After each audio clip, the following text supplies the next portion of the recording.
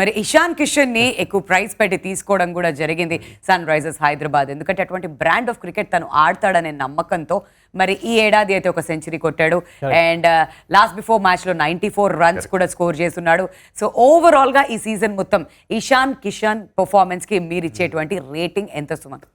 Because తను చాలా high ప్రైస్లో తీసుకొచ్చారు ఆప్షన్లో, ప్లస్ నెంబర్ 3 ఇంపార్టెంట్ పొజిషన్లో ఆడాడు. ఫస్ట్ మ్యాచ్ మీరు చెప్పినట్టు అద్భుతమైన సెంచరీ కొట్టి, ఇంతవరకు SRHలో ఎవరు ఇండియన్ ప్లేయర్ సెంచరీయే కొట్టలేదు, తానే he was the first one to score. దాంతో అన్బీటెన్ 94 కొట్టి ఒక మ్యాచ్ గెలిపించాడు.